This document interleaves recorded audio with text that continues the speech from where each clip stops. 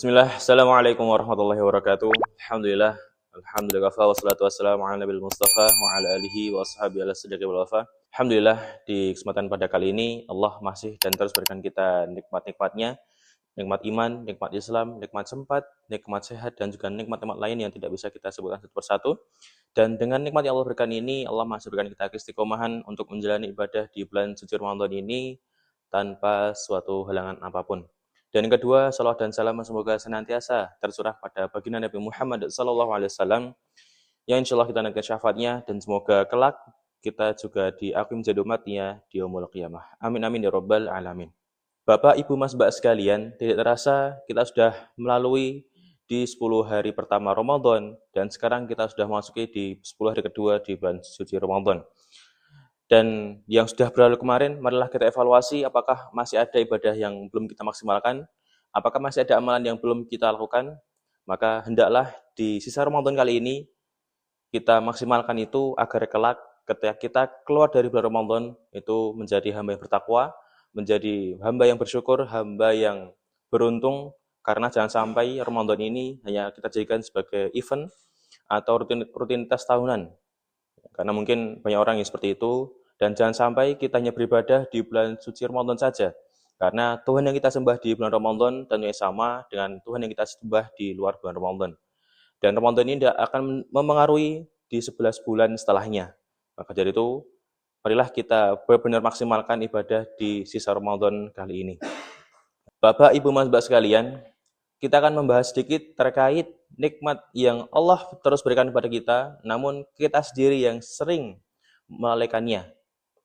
Rasulullah SAW bersabda, "Ni'matani maghbunun fihima katsirun minan nas, as-sihah wal faragh." Maksudnya, ni'matani, ada dua nikmat, maghbunun fihima katsirun minan nas, yang dimana di dua nikmat tadi banyak manusia tertipu di dalamnya. Yang pertama adalah nikmat as-sihah atau waktu sehat, yang kedua adalah nikmat faragh atau waktu luang. Hadis riwayat Bukhari 6412 dari Ibnu Abbas.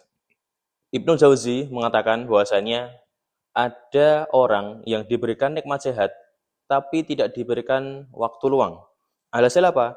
Dari pagi dia bangun tidur sampai mau tidur lagi, sibuk dengan urusan dunianya, entah bekerja, nongkrong, dan sebagainya, tanpa melakukan ketaatan kepada Allah Ta'ala.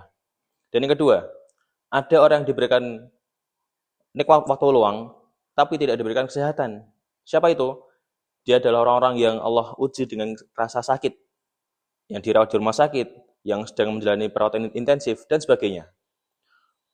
Adapun yang ketiga, ketika Allah berikan kita nikmat waktu sehat dan nikmat waktu luang, yang ada pada diri kita biasanya adalah rasa malas. Rasa malas untuk melakukan ketaatan pada Allah Ta'ala. Rasa malas untuk beribadah, dan sebagainya. Maka, ketika Allah berikan kita dua nikmat ini, hendaklah kita bersyukur. Dengan apa? Bersyukur dengan melaksanakan ketaatan, dengan melaksanakan ibadah kepada Allah Ta'ala, dan sebagainya. Dan ketika Allah berikan kita dua nikmat ini, tapi kita tidak mensyukurinya, maka kita termasuk orang yang lalai tadi, yang disebutkan dalam hadis. Kemudian Ibnu Jauzi menyambung perkataannya, bahasanya, semestinya dunia yang kita tinggali sekarang, itu kita jadikan sebagai ladang untuk beramal. Kita jadikan tempat untuk kita memperbanyak bekal, memperbanyak sangu, untuk nanti kehidupan di akhirat. Karena tujuan kita adalah akhirat. Tujuan kita adalah untuk bisa masuk surga dan bisa bertemu dengan Rabbul Alamin atau Allah Ta'ala. Jadi jangan sampai kita malah meninggikan tujuan kita hanya di dunia. Ada doa di khatmil Quran, salah satunya adalah wala taj'alid dunya akbaru hammina wala mablagha ilmina. Ya Allah, jangan jadikan dunia ini sebagai tempat tujuan terakhirku, dan juga jangan jadikan dia tujuan atas ilmu yang aku miliki. Maka, ilmu yang kita punya sekarang adalah kita share, kita berikan kepada orang lain. Bisa jadi jariah buat kita. Adapun tujuan kita bukan di dunia, tapi di akhirat. Sesuai dengan doa yang ada di khatmil Quran tadi.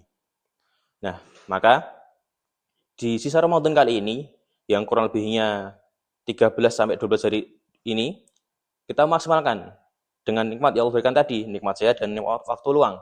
Ketika kita belum selesai target, khatam, bisa kembali dikencangkan. Yang sudah mulai malas-malasan beribadah, kita perbarui niat lagi, kita luruskan niat lagi, agar kelak kita juga mendapatkan keutamaan di 10 hari terakhir.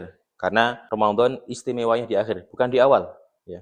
Kalau di awal itu untuk bulan Muharram, untuk bulan Zulhijjah itu di awal. Tapi ketika Ramadan itu di akhir, di 10 hari terakhir. Maka jangan sampai kita malah patah semangat, kita putus asa, dan kita malah malas-malasan di 10 hari terakhir. Harusnya kita malah lebih semangat lagi, karena nanti ketika Lailatul Qadar adalah menentukan takdir kita selama setahun ke depan.